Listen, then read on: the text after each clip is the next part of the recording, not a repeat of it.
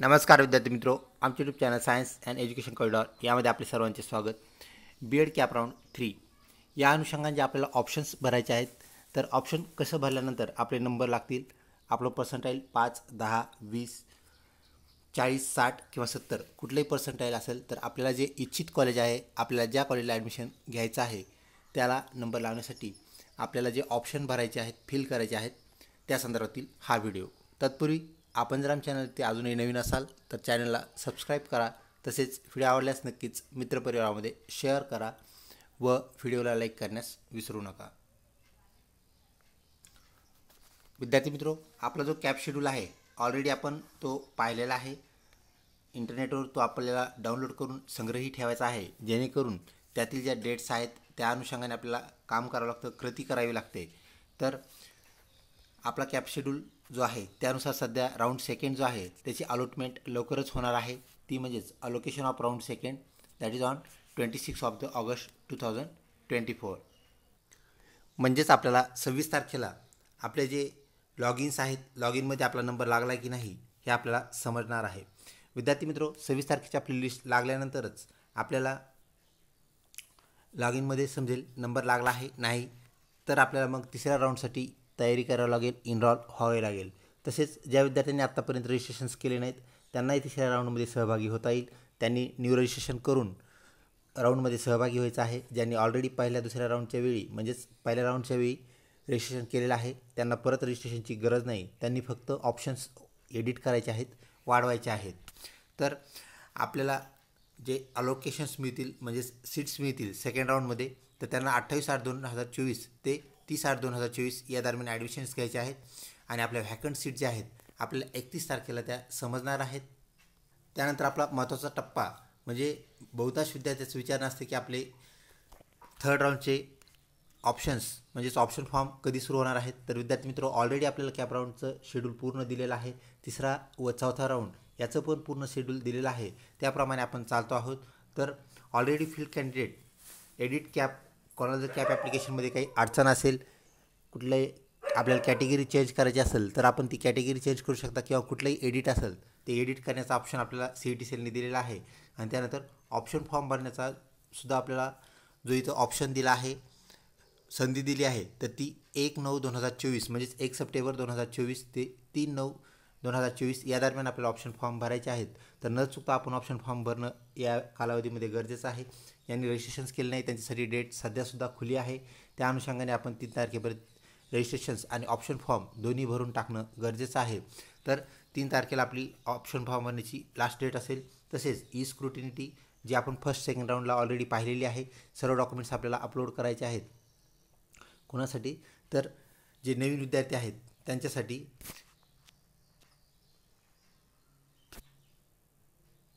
तर expert committee त्याला check करत असते। त्यानंतर display of merit list that is alphabetical merit list round third ही सुद्धा आपल्याला तिथे पब्लिश झालेली पाहायला भेटेल 6/9/2024ला। त्यानंतर ग्रॅव्हन्सेस काही आपल्या त्रुटी असतील त्या आपल्याला दूर करायच्या आहेत। त्यानंतर आपली जी फायनल मेरिट लिस्ट लागेल 13/9/2024ला ती लागेल, आणि आपला नंबर तिसऱ्या राऊंडमध्ये सुद्धा लागला आहे का नाही हे आपल्याला कधी कळेल, तर अलोकेशन राऊंड थर्ड 18/9/2024ला आपल्याला ते कळणार आहे। त्यानंतर ॲडमिशन्स कधी घ्यायचे तिथे डेट दिलेली आहे। त्यानंतर college upload the admitted candidates, त्यानंतर आपला जो चौथा आणि अंतिम राऊंड आहे तो आपल्याला सुरू झालेला पाहायला मिळेल। सध्या तिसऱ्या राऊंडपर्यंत आपण पाहूया। तर चला ऑप्शन फॉर्म कसे फिल करायचे ते आपण पाहू। CET सेल असं टाईप करून आपल्याला गुगल क्रोमवरती ह्या पहिल्या टॅबला क्लिक करायचं आहे। त्या टॅबला क्लिक करताच आपण परत एका पेजवरती जातो, जिथे आपल्याला वरती स्क्रॉल करायचं आहे व ॲडमिशन प्रोसेस 2024-25 याला क्लिक करायचं आहे। याला क्लिक करताच आपण परत एका पेजवरती जातो, टेक्निकल एज्युकेशन आपल्याला इथं टायटल दिसतंय, वरती स्क्रॉल करायचं आहे, वरती जायचं आहे। वरती गेल्यानंतर आपल्याला परत काही दुसरे टायटल पाहायला मिळतात। त्यानंतर हायर एज्युकेशन या अंतर्गत आपलं BEd आपल्याला पाहायला मिळतं, ज्यामध्ये आपल्याला MEdची टॅब दिसते, MPEdची टॅब दिसते, BEd इंटिग्रेटेडची टॅब दिसते, LLB 5 years, LLB 3 years, त्यानंतर BEd, BPEd आणि इंटिग्रेटेड BEd हे आपल्याला पाहायला मिळतं। तर BEd न्यू ही जी टॅब आहे याला आपल्याला क्लिक करावं लागेल। या टॅबला क्लिक करताच आपण परत एका पेजवरती पोहोचतो, जेथे आपल्याला नवीन कॅन्डिडेट असतील ज्यांनी अद्याप रजिस्ट्रेशन केलं नाही तर त्यांच्यासाठी न्यू कॅन्डिडेट आपल्याला टॅब इथं पाहायला मिळते। तर इथं न्यू कॅन्डिडेट रजिस्ट्रेशनला आपल्याला क्लिक करावं लागेल। याला क्लिक करताच आपल्याला प्राथमिक जी आपली माहिती आहे ती फुलफिल करावी लागते. जसं की तुम्ही 2024ची B Ed C E T दिली आहे का, त्याला आपण यस म्हणायचं आहे. यस म्हटलं की परत 2 टॅब ओपन होतात, ज्यामध्ये आपले 2024चे म्हणजेच आपल्या सी ई टीचं जे हॉल तिकीट आहे किंवा आपला जो स्कोअर कार्ड आहे, मार्क मेमो, त्यामधून आपल्याला रजिस्ट्रेशन नंबर टाकायचा आहे, रोल नंबर टाकायचा आहे आणि चेक डिटेल्स याला क्लिक करायचं आहे. त्याला चेक डिटेल्सला क्लिक केलं की आपल्याला आपला जो फॉर्म आहे, जो आपण बी एड सी ई टीच्या वेळी भरला होता, तो फॉर्म आपल्याला ओपन झालेला पाहायला मिळतो. आणि त्यामध्ये आपल्याला काही माहिती परत भरावी लागते. सेव्ह नेक्स्ट करायचं आणि आपलं रजिस्ट्रेशन पूर्ण होतं. अशा प्रकारे आपल्याला रजिस्ट्रेशन करून घ्यायचं आहे. त्यानंतर ज्या विद्यार्थ्यांनी ऑलरेडी रजिस्ट्रेशन केलं आहे तर त्यांनी ह्या लॉग इन जो इथं आपल्याला टॅब दिसतोय त्या टॅबला क्लिक करायचं आहे. या टॅबला क्लिक करताच आपण परत एका पेजवरती जातो, जिथे आपल्याला काही इन्स्ट्रक्शन्स दिलेले आहेत. जसं की आपला लॉग इन पासवर्ड आहे, लॉग इन आय डी आहे, तो कोणाला सांगायचा नाही आहे, तो आपण काय करायचा आहे, गुप्त ठेवायचा आहे. अशा प्रकारच्या काही इन्स्ट्रक्शन्स आपल्याला, ज्या जनरल इन्स्ट्रक्शन्स असतात आपल्या कुठल्याही लॉग इन संदर्भात, त्या इथे पाहायला मिळतात. त्यानंतर लॉग इनमध्ये आपल्याला इथं जो रजिस्ट्रेशन केल्यानंतर नंबर मिळालेला आहे बी डी, यापासून त्याची सुरुवात आहे. बी डीचा अर्थ आहे बी एड. बी एडचे कॅन्डिडेट्स यासाठी दिलेला तो लॉग इन आय डी आहे. तर तो लॉग इन आय डी आपल्याला इथं टाकायचा आहे. तो लॉग इन आय डी टाकल्यानंतर आपला बी एड सी ई टीचा जो आपण पासवर्ड यूज केलेला आहे आत्तापर्यंतचा, तोच पासवर्ड आपल्याला टाकायचा आहे. म्हणजेच फक्त आपला लॉग इन आय डी बदलला आहे, पासवर्ड मात्र तोच आहे. तर लॉग इनला क्लिक करून आपण लॉग इन करतो. जर एखाद्याचा पासवर्ड विसरला असेल त्याला सहजपणे पासवर्ड फॉरगेट करून त्याला काय करता येतं, न्यू पासवर्ड सेट करता येतो. त्यामुळे आपल्याला चिंता नसावी. फक्त बी डीपासून मिळालेला जो आपला लॉग इन आय डी आहे तो वापरायचा आहे आणि पासवर्ड लक्षात असेल तर त्यानुसार आपल्याला लॉग इन करायचं आहे किंवा फॉरगेट पासवर्डनी पण आपण लॉग इन करू शकता. परंतु आपण जो नंबर दिला होता, नंबर म्हणजेच मोबाईल नंबर, त्या नंबरवरती आपल्याला ओ टी पी येतो आणि तो मोबाईल नंबर आपल्याकडे नसेल तर आपल्याला लॉग इन करता येणं अशक्य आहे. त्यासाठी आपल्याला सी ई टी सेलला काय करावं लागेल, कॉल करावा लागेल. तर अशा प्रकारे आपल्याला काय करायचं आहे, ह्या प्राथमिक गोष्टी आहेत. त्यानंतर आपल्याला इथे 3 आडव्या रेषा दिसत आहेत, त्याला आपण बार म्हणतो, त्याला आपण क्लिक करूया. तर check allotment and or vacancy हे आपल्याला जे पाहायला मिळतं त्याला आपण क्लिक करूया. तर आता आपल्याला सर्वप्रथम काय करायचं आहे, check candidate allotment, check institute wise list. तर आपल्याला ऑप्शन देण्यासाठी इन्स्टिट्यूट वाईज लिस्ट काय करावं लागेल, चेक करावी लागेल. तसेच करंट व्हॅकन्सी रिपोर्ट, ह्या 2 गोष्टी आपल्यासाठी अत्यंत महत्त्वाच्या आहेत. तर सगळ्यात अगोदर आपण इन्स्टिट्यूट वाईज अलॉटमेंट लिस्ट याला चेक करूया. याला आपण क्लिक केलं आहे. क्लिक करताच आपण परत एका पेजवरती पोहोचतो, जिथे आपल्याला जी सिलेक्ट राऊंड, आता फक्त पहिलाच राऊंड चालू आहे हे लक्षात घ्या. नंतर दुसरा राऊंड आपल्याला 16 तारखेला अलॉट झालेला पाहायला मिळेल, त्यावेळेस 16 तारखेला राऊंड. आणि त्यानंतर त्याचा पुढचा राऊंड म्हणजे तिसऱ्या राऊंडसाठी आपल्याला ऑप्शन फॉर्म भरायचे आहेत. तर त्यासाठी आपण काय करायचं आहे, युनिव्हर्सिटीला आपण क्लिक केलं तर कुठली एक युनिव्हर्सिटी आपल्याला चूज करावी लागेल. त्या युनिव्हर्सिटीमधलं एखादं स्पेसिफिक कॉलेज आपल्याला चूज करावं लागेल. आपण कॉलेजला आपण चूज केलं आहे, सिलेक्ट केलं आहे. आता म्हणायचं आहे शो अलॉटमेंट.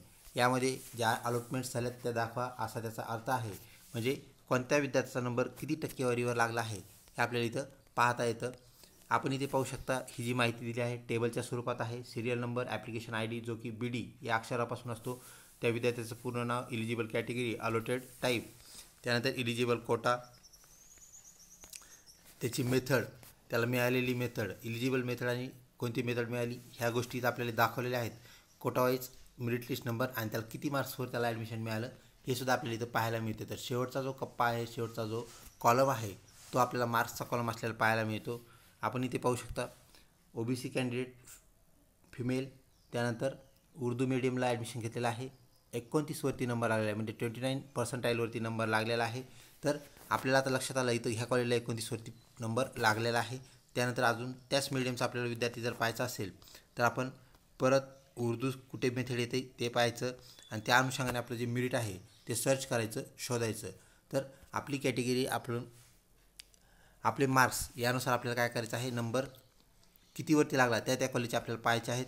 मग आपण काय करायचं आहे, एका कागदावरती त्याची एक नोट तयार करायची आहे. म्हणजे त्याची एक शॉर्ट नोट म्हणूया आपण, ती शॉर्ट नोट तयार करायची आहे. आणि कॉलेजचे नाव, ज्या कॉलेजला आपल्या मार्क्सचे विद्यार्थी लागलेले आहेत ते आपण चेक करायचे आहेत. आणि काय करायचं आहे, अजून एक गोष्ट आपल्याला जी चेक करायची ती म्हणजेच व्हॅकन्सी रिपोर्ट. तर करंट व्हॅकन्सी रिपोर्ट याला आपण क्लिक करूया. याला क्लिक करताच परत आपण एका पेजवरती जातो, जिथे आपल्याला युनिव्हर्सिटी सिलेक्ट करायची आहे. आता आपण होमी भाभा स्टेट युनिव्हर्सिटीला सिलेक्ट करूया. कॉलेज आपल्याला एक सिलेक्ट करावं लागेल. सेकंडरी ट्रेनिंग कॉलेजला आपण क्लिक केलं आहे. त्यानंतर शो व्हॅकन्सी म्हणूया, तिथं काही व्हॅकन्सी आहे का आम्हाला दाखवा.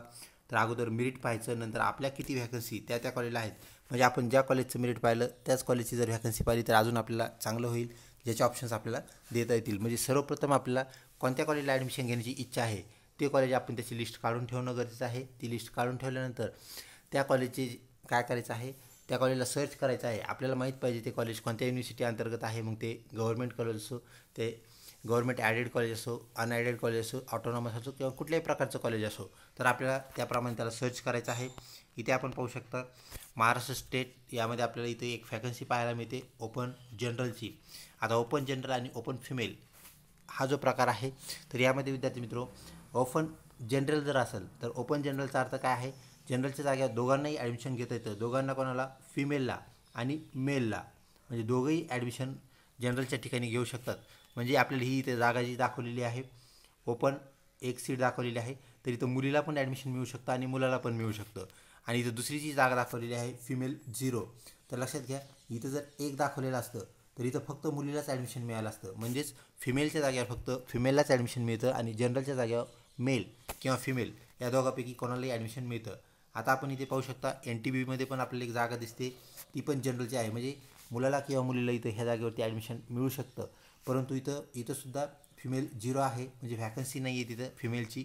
तर आपल्याला अशा प्रकारे काय करायचं आहे, सर्वप्रथम आपल्या कॅटेगरीनुसार त्यानंतर आपण जो फॉर्म भरलेला आहे त्या फॉर्मचं आपलं रिझर्वेशन, पॅरलल रिझर्वेशन ह्या सर्व गोष्टी इथं आपल्याला तपासाव्या लागतात, पाहाव्या लागतात. आणि जनरलमधून आपला नंबर लागू शकतो का, आपण फिमेल असल्यानंतर फिमेल जनरल आपण ते दोन्ही चेक करायचं आहे. आता इथं आपण पाहू शकता 1-1 असं आपल्याला दोन्हीकडे पाहायला मिळतं आहे.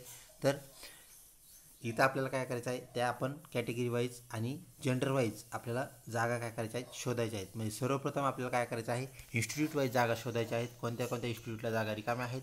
आधी आपल्याला काय करायचं आहे, त्याही अगोदर आपल्याला इन्स्टिट्यूट ठरवायचं आहे कोणत्या कॉलेजला आपल्याला ॲडमिशन घ्यायचं आहे. तर आपण कशाप्रकारे पाहूया ते. आता आपण सुरुवातीपासून एकदा चेक करू अलॉटमेंट व्हॅकन्सी. आता छत्रपती संभाजीनगर येथे असणारं गव्हर्नमेंट BEd कॉलेज आहे ते आपण सर्च करूया.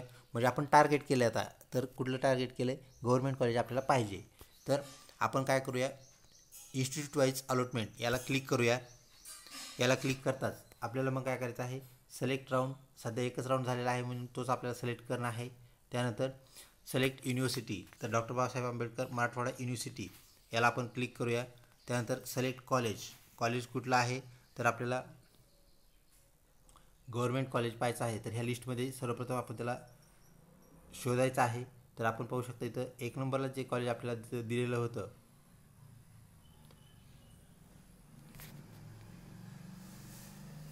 आपण वरती स्क्रॉल केल्यानंतर आपल्याला कॉलेजची जी लिस्ट पाहायला मिळते त्या अनुरूप आपल्याला त्याला शोधायचं आहे, पाहायचं आहे. विविध कॉलेजेस म्हणजेच छत्रपती संभाजीनगर या विद्यापीठाअंतर्गत, डॉक्टर बाबासाहेब आंबेडकर विद्यापीठाअंतर्गत येणारे सर्व कॉलेजेस आपल्याला इथे पाहायला मिळतात. 2च गव्हर्नमेंट कॉलेज असलेले आपल्याला पाहायला मिळतात. त्यापैकी जे कॉलेज आहे पहिलं गव्हर्नमेंट कॉलेज ते म्हणजेच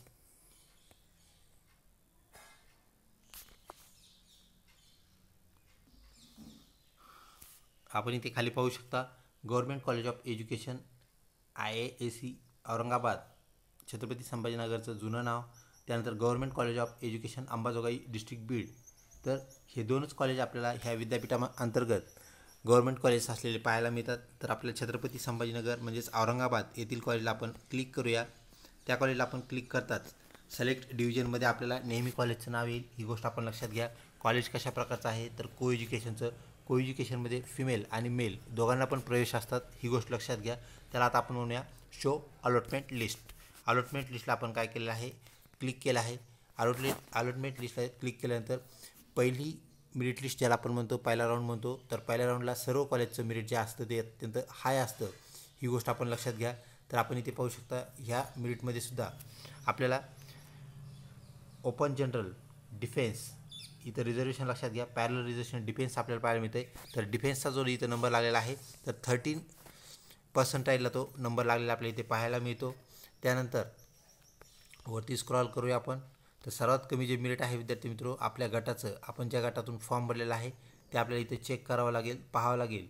तर आपण इथं परत पाहू शकता 41.32 इतक्या पर्सेंटाईलवरती परत एका विद्यार्थ्याचा नंबर इथं OBC जनरल म्हणजे OBC मेल फिमेल यातून तो लागलेला आहे. तर हिंदी मीडियम आहे, हिंदी त्याला तशी हे भेटलेली आहे मेथड. त्यानंतर 41% नंबर लागलेला आहे. म्हणजे आता आपल्याला जर 41% असेल किंवा 41च्या आसपास असेल, 40, 39 किंवा 38, तर ह्याच कॅटेगरीमधून जर आपण असो OBC जनरल म्हणजेच OBC मेल फिमेल दोन्हीपैकी एक असं, त्यासाठी आपण इथं जनरल असं म्हणत असतो. ही गोष्ट आपण लक्षात घ्या. आणि आपली मेथडसुद्धा हिंदी असेल तर नक्कीच आपण ह्या कॉलेजला काय करू शकता, ऑप्शन थर्ड राऊंडसाठी देऊ शकता. कारण ह्याचं मेरिट जे आहे जवळजवळ आलेलं असणार आहे आणि त्यामध्ये आपला नंबर नक्कीच लागेल. तर काय करायचं आहे, फक्त एकाच कॉलेजचं मेरिट देऊन आपण थांबायचं नाही. असं अनेक कॉलेजला शोधायचं आहे आपल्याला. सगळ्यात आधी आपण काय करायचं आहे, कॉलेज टार्गेट करायचे आहेत. म्हणजेच आपल्याला माहीत पाहिजे की आपल्याला 6 कॉलेज पाहिजे आहेत, 7 कॉलेज पाहिजे, चेक करायचे आहेत. मग त्या कॉलेजचा पत्ता किंवा त्या नावानुसार आपण त्याला काय करायचं आहे, सर्च करायचं आहे, त्याची अलॉटमेंट पाहायची आहे. अलॉटमेंट पाहिल्यानंतर आपल्याला महत्त्वाची गोष्ट आहे, त्याच कॉलेजचं आपल्याला काय करावं लागेल, व्हॅकन्सी पण पाहणं गरजेचं आहे. तर आपल्या कॅटेगरीची, ज्या कॅटेगरीमध्ये आपण फॉर्म भरलेला आहे, तर त्याची व्हॅकन्सी आपल्याला चेक करणं त्याच कॉलेजची गरज आहे. तर डॉक्टर बाबासाहेब आंबेडकर मराठवाडा युनिव्हर्सिटी याला आपण क्लिक करूया. त्यानंतर कॉलेजची व्हॅकन्सी आपल्याला चेक करायची. कॉलेजचं नाव आपण ऑलरेडी सिलेक्ट केलेलं आहे, ते म्हणजेच government college of education Aurangabad. Code त्याचा 15 आहे, म्हणजे 120-15 असं म्हणूया आपण त्याला आपण क्लिक केलं आहे. त्यानंतर म्हणूया शो व्हॅकन्सी. तर ही फर्स्ट राऊंडची व्हॅकन्सी, हे सुद्धा आपण लक्षात घ्या. ज्यावेळेस आपल्याला 26 तारखेला अलॉटमेंट होईल, त्यानंतर आपली लिस्ट परत एकदा डिस्प्ले होणार आहे. डिस्प्ले झाल्यानंतर आपल्याला त्याच्या व्हॅकन्सीज आपल्याला अजून क्लिअर होतील. तर ह्या फर्स्ट राऊंडच्या व्हॅकन्सीज आहेत, ही गोष्ट आपण लक्षात घ्या. तर इथं आपण पाहू शकता ओपनच्या 2 जागा इथं व्हॅकंट आहेत. म्हणजेच आपण ओपन कॅटेगरीमधून असाल आणि ओपनचं आपण तिथं मेरिट जे सगळ्यात लोएस्ट मेरिट आहे ओपन जनरल, तर ओपन जनरल म्हणजे मेल आणि फिमेल दोघांनाही इथं चान्स असतो ओपन जनरलला, हे लक्षात घ्या. तर इथे ज्या 2 जागा आहेत त्या मेल फिमेल यांच्यासाठी उपलब्ध असलेल्या आपल्याला पाहायला मिळतात. तर आता आपल्याला वाटेल की जागा इतक्या कमी राहिलेल्या आहेत, तर ह्या फक्त फर्स्ट राऊंडच्या जागा आहेत, हेही आपण लक्षात घ्या. म्हणजेच आपली ज्यावेळेस अलॉटमेंट होईल, सेकंड राऊंड पूर्ण होईल, त्यावेळेस आपल्याला ॲक्च्युअल जागा कळतील की कुठल्या कॉलेजला किती जागा रिकाम्या आहेत, व्हॅकंट आहेत. यानुसार आपल्याला काय करायचं आहे, सर्वप्रथम आपल्याला कोणतं कॉलेज पाहिजे, म्हणजे कॉलेज आपण लक्षात ठेवायचं आहे, लिहून ठेवायचं आहे. लिहून ठेवल्यानंतर त्या कॉलेजची इन्स्टिट्यूट वाईज अलॉटमेंट चेक करायची आहे. तिथं किती मार्क्सला नंबर लागला आणि आपले मार्क्स मॅच होतात का, हे पाहणं फार गरजेचं आहे. म्हणजे आपलं मेरिट एकदम कमी असेल आणि आपण अशा कॉलेजचे न पाहता जर त्यांची नावं दिली, ज्याला आपण ऑप्शन फॉर्म म्हणतो, तर आपला नंबर लागण्याची शक्यता एकदम कमी आहे किंवा नाही आहे असं आपल्याला म्हणावं लागेल, हेही लक्षात घ्या. तर आपल्या मेरिटला कोणतं कॉलेज मॅच होते हे आपल्याला माहीत असणं तितकंच गरजेचं आहे, जितकं आपल्याला ॲडमिशन मिळणं गरजेचं आहे. विद्यार्थी मित्रो, अशा प्रकारे आपण काय करायचं, व्यवस्थित ऑप्शन द्यायचे आहेत. आपल्या मार्क्सनुसार आपल्याला नक्कीच कॉलेज मिळेल, ही आपल्यासाठी सदिच्छा. लवकरच भेटूया पुढच्या महत्त्वपूर्ण व्हिडिओमध्ये. चॅनलला लिंक राहा. व्हिडिओ आवडल्यास नक्कीच लाईक करा. सबस्क्राईब केलेलं नसल्यास सबस्क्राईब करा. धन्यवाद.